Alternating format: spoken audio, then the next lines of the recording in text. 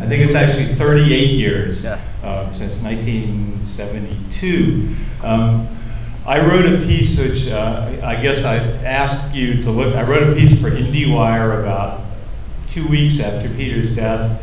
It was killing me, and I was bursting inside with what to say. And I wrote a long thing, which I guess I'm very proud of, and a lot of people have read.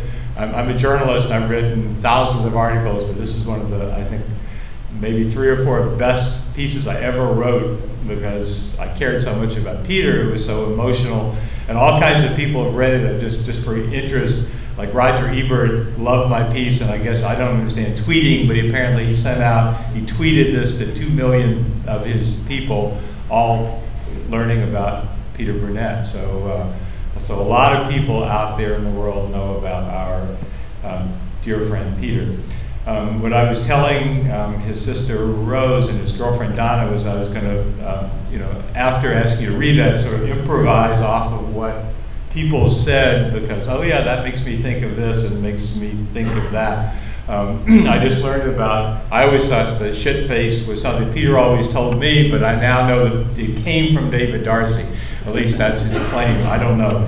But my experience was that I said we were friends since 1972, and one of the first things since Madison, Wisconsin, is we were very different people in certain ways. Like, I hate parties. I can't stand them. I'm totally shy at any kind of film festival. I stand in the corner while Peter was always talking to everybody, backslapping, gregarious. It's very odd. And this was interesting that this was something mentioned by David Darcy, the fact that Peter would introduce himself, tell you all sorts of stuff about him as you met him. And I had this experience many times that I would be standing somewhere and a person would come up and Peter would say, oh, I'm Peter Brunette, I'm a professor actually at Wake Forest, I run a film club, I do this and that, and I would go, hi, I'm Gerry.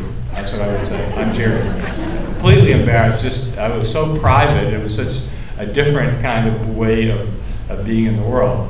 But the line about having boots on the ground, boy, that is a great description of Peter, because as I think we all know, he was this extraordinary intellect and also the most regular guy that you ever saw. I think I mentioned in my article, this is before I met him in Wisconsin, he's a Catholic kid from Pittsburgh, a blue-collar kid who was a fraternity boy at Duquesne University. And that's always part of it, the carousing and the partying. He was always a frat boy, and some part of him who just loved partying like crazy, but was also one of the great minds of cinema. I love all his books. His book, if you're a President for Yourself, his book on Roberto Rossellini is absolutely one of the 10 greatest books ever written about cinema, I think, in any country. It is a towering work of intellect. I've used it teaching Rossellini. I read, there's suddenly a 30-page essay by Peter. It's just unbelievable where he got it all. But what really interests me is that I remember this seminar, I wasn't there, it was in 1982 that he did a seminar. What a quick study this guy was, because when I met Peter in 1972, he didn't really know very much about film. I was there when he was a lit guy. He was writing about John Barth, that was his PhD. It wasn't at all in film. And I think when he and his wife Lynn lived in France for a couple of years ago, Lynn was the real cinephile. She would go to the Cinematheque and see 5 movies in a row, and Peter just sort of came along and learned some movies.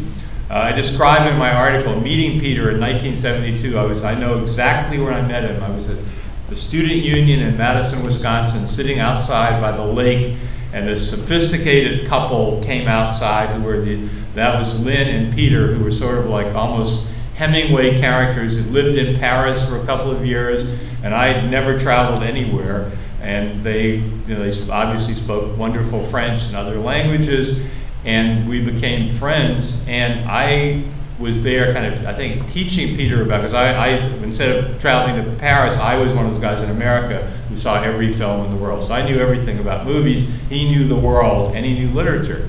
And this is, I think, really strange, is that Peter began his first articles. They weren't articles. His first time he went into print was with photographs. I took Peter along when I interviewed several famous film critics, and I say, this is Peter Brunette, he's going to take your picture.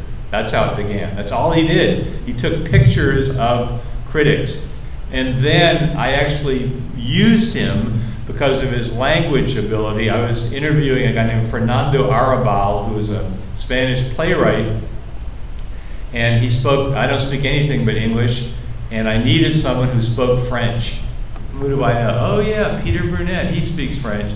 So I took him along. I remember we ran to the library, this was before the internet, and we spent about 3 hours scurrying between us trying to learn everything about Arrabal, and then we went, and he was this crazy surrealist who was in a bed. He insisted on being interviewed lying in bed with the covers up to his head with a hat, and that's where Peter broke in. We did this interview in French and English, and then we translated it, and it was an interview that we did together.